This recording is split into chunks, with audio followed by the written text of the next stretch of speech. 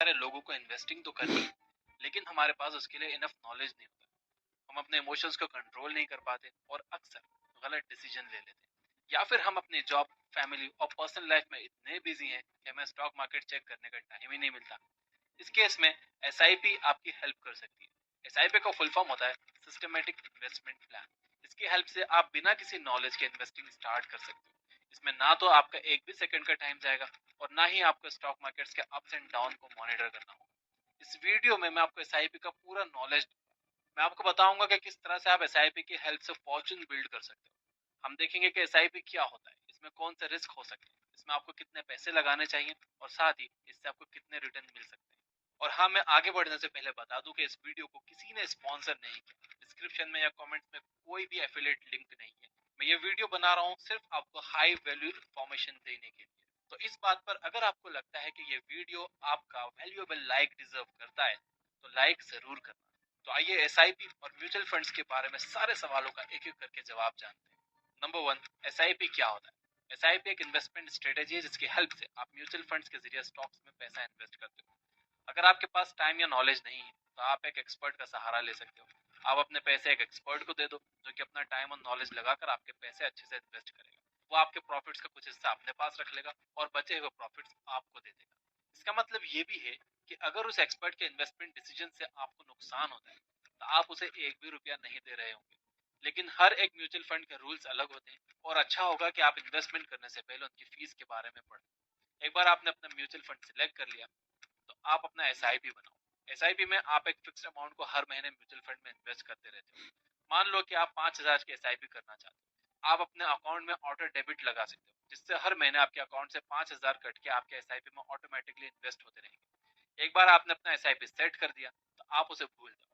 अब वो हर महीने आपके अकाउंट से डेबिट होता रहेगा और आप आराम से अपनी जॉब, अपने बिजनेस या अपनी पढ़ाई पर फोकस कर सकते हो। नंबर टू, कौन सा म्यूचुअल फंड बेस्ट होता है? म्यूचुअल फंड्स दो तरह के होते हैं, एक्टिवली मैनेज्ड फंड्स और पैसिवली मैनेज्ड फंड्स। जैसा कि आप नाम से ही समझ गए होंगे, एक्टिवली मैनेज्ड फंड में एक एक्सपर्ट लगातार अपनी नॉलेज और मार्केट के मूवमेंट्स के हिसाब से पैसे इन्वेस्ट करता रहता है। दूसरी तरफ पैसिवली मैनेज म्यूचुअल फंड्स में आप पैसे लगाकर भूल जाते हो और उसे 10-15 साल के बाद ही निकालते हो।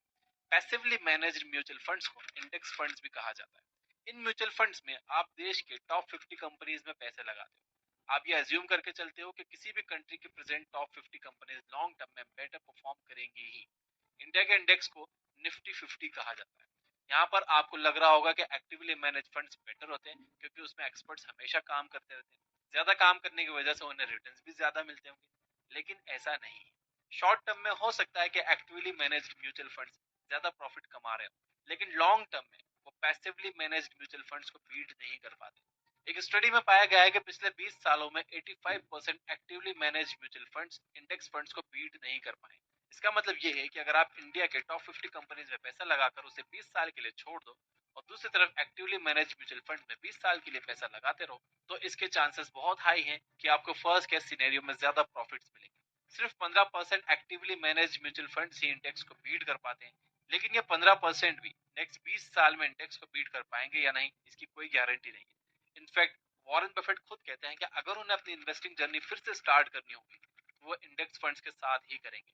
नंबर थ्री, एसआईपी की हेल्प से आपको कितने रिटर्न्स मिल सकते हैं? आपको कितने परसेंट का रिटर्न मिलेगा ये तीन मेन फैक्टर्स पे डिपेंड करता है। ए, आप कितने रुपए मार्केट में लगाते हो? आप जितने ज्यादा पैसे मार्केट में लगाओगे आपको उतने ज्यादा रिटर्न्स मिलेंगे। बी, आप कितने टाइम तक पैसे मार्केट में लगाते हो? एक बार पैसा लगाकर उसे एक हफ्ते में ही निकाल लेने से आपको कोई खास रिटर्न नहीं मिलने वाले। दूसरी तरफ अगर आप 20 साल तक हर महीने अपने एसआईपी भरते रहते हो तो आपको अच्छे खासे रिटर्न्स मिल सकते हैं। सी, मार्केट की कंडीशंस कैसी है? अनफॉर्चुनेटली इसे कंट्रोल करने के लिए आप कुछ भी नहीं कर सकते। आपके कंट्रोल में यह है कि आप कितने पैसे लगाते हो और कितने टाइम तक लगाते हो और किस फंड में लगाते हो। अगर ये तीनों चीजें अच्छी हैं तो आपके रिस्क काफी हद तक कम हो जाते हैं, लेकिन वो जीरो नहीं होते। मार्केट कंडीशंस हमेशा फ्लक्चुएट करती रहती है और इस वजह से आप जो भी पैसे लगाओगे उसे खोने का एक रिस्क हमेशा बना रहेगा। लेकिन अगर आप लॉन्ग टर्म तक एसआईपी में इन्वेस्ट करते रहते हो तो आपका रिस्क नियर टू जीरो हो जाता है। अब मान लो कि आप 5,000 के एसआईपी करते हो और आपको हर साल 12% के रिटर्न्स मिलते हैं, तो ऐसे में 20 साल के बाद आपको कितने रिटर्न्स मिलेंगे?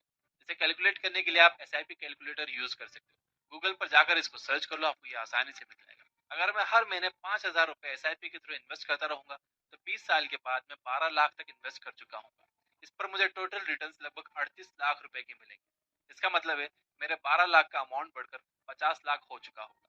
अब आइए इन सारी वैल्यूज को हम सिर्फ 20% इंक्रीज कर देते हैं। मान लो कि आप 5,000 की जगह 6,000 हर महीने इन्वेस्ट करते हो। मान लो कि आप 20 साल के लिए नहीं बल्कि 24 साल के लिए पैसे लगाते हो, और मान लो कि रिटर्न्स आपको फिर भी 12% ही मिल रहे हैं, क्योंकि ये मार्केट कंडीशंस पर डिपेंड करता है और इसे कंट्रोल करने के लिए हम कुछ नहीं कर सकते। अब आइए देखते हैं कि इस केस में हमें कितने रिटर्न्स मिलेंगे। अब आपका टोटल इन्वेस्टेड अमाउंट लगभग 17,28,000 रुपए है, लेकिन रिटर्न्स आपको लगभग 83 लाख तक मिल रहे हैं। फर्स्ट केस में आपको सिर्फ 38 लाख का रिटर्न मिल रहे थे, लेकिन आपने अपनी इन्वेस्टमेंट अमाउंट और इन्वेस्टमेंट टाइम पीरियड को जस्ट 20% ही इंक्रीज किया, लेकिन इससे आपके रिटर्न्स लगभग 125% यानी डबल से भी ज्यादा हो गए। यह है कंपाउंडिंग इफेक्ट का